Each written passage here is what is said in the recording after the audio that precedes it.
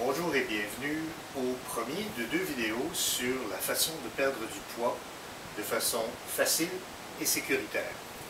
Dans cette première vidéo, vous allez apprendre ce qu'il ne faut pas faire, les choses dangereuses, inefficaces.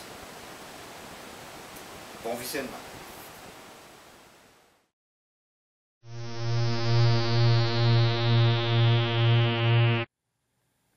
Quel est le meilleur plan d'action pour un corps mince et en santé?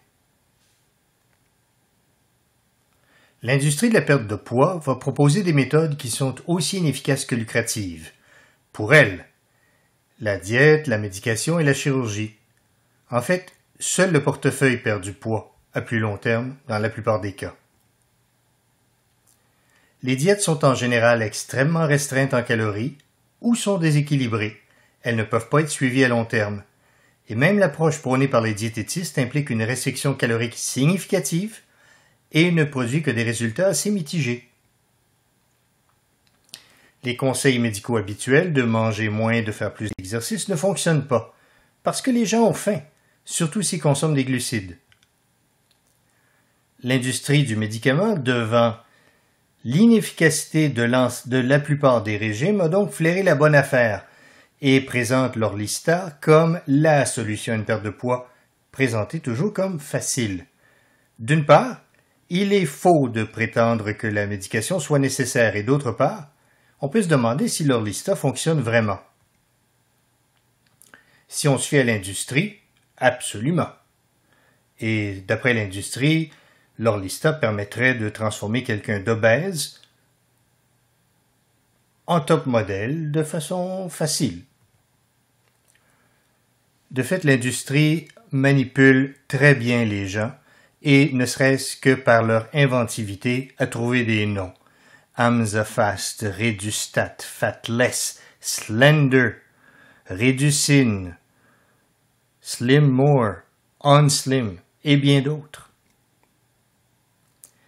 L'Orlistat a cependant beaucoup d'effets secondaires. Il bloque l'absorption d'un peu plus de 25% du gras alimentaire. C'est son mode d'action. Il y a donc selles molles et huileuses fréquentes, urgence fécale, incontinence où les deux sont possibles, contrôlées en consommant moins de 15 grammes de gras par repas, ce qui est peu. Parce qu'elle diminue de 25% l'absorption des vitamines solubles dans le gras, le bêta-carotène et les vitamines A, D, E et K, il y a un risque potentiel d'un apport insuffisant dans ces vitamines avec les complications qui peuvent être liées à des niveaux insuffisants de vitamines, notamment des troubles de coagulation pour un apport insuffisant en vitamine K. Et surtout parce que l'Orlistat n'agit que sur le gras. Il n'a aucun effet sur le gain de poids causé par un excès de consommation de glucides, ce qui est un problème majeur en Amérique du Nord. Une étude a regardé l'efficacité réelle de l'Orlistat en la comparant avec le placebo, c'est-à-dire des pilules de rien. Dans les deux cas, on a associé la médication ou le placebo à des modifications du style de vie. Pendant la première année, dans les deux cas, il y a eu perte de poids. Et par la suite, il y a eu un retour du poids progressif jusqu'à ce que, après 4 ans, dans le groupe d'Orlistat, les gens pèsent en moyenne 6,9 kg de moins qu'au départ, et dans le groupe du placebo, 4,1 kg de moins qu'au départ pour une différence de 2,8 kg seulement. Il semble que ce soit vraiment, dans ce cas-ci, les changements du style de vie qui soient véritablement responsables de la grande majorité de la perte de poids. Le style de vie est important, mais l'apport en glucides aussi. Si on regarde le graphique ici, il semble suggérer que tous les régimes sont, à long terme, voués à l'échec.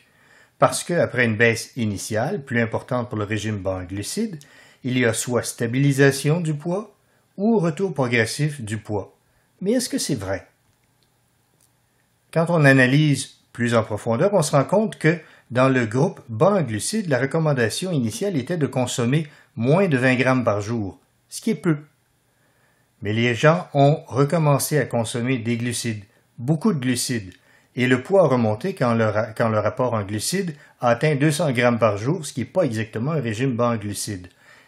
C'est donc ce problème-là, l'apport en glucides, qui semble être en cause. Alors on peut se demander, si 6,9 kg de moins que le départ après 4 ans, 2,8 kg de moins que le placebo, est-ce que c'est vraiment suffisant pour transformer quelqu'un d'obèse en top modèle? Et est-ce que ça vaut aussi 4 ans de malabsorption de vitamines, de diarrhée graisseuse et malodorante, d'urgence et d'incontinence fécale, alors qu'une approche alimentaire intelligente donne des meilleurs résultats? Pour sa part, la chirurgie bariatrique est même présentée comme étant la seule façon vraiment définitive de perdre du poids. Et c'est faux. J'entrerai dans les détails de la chirurgie bariatrique dans une autre présentation. Il me suffira de dire ici que couper des organes parfaitement normaux et fonctionnels pour causer une malabsorption permanente et obliger une vie de supplément et de prise de sang, pour permettre aux gens de manger n'importe quoi, plutôt que de se comporter comme de vrais omnivores et d'apprendre à manger correctement, ça tient l'inconscience la plus totale.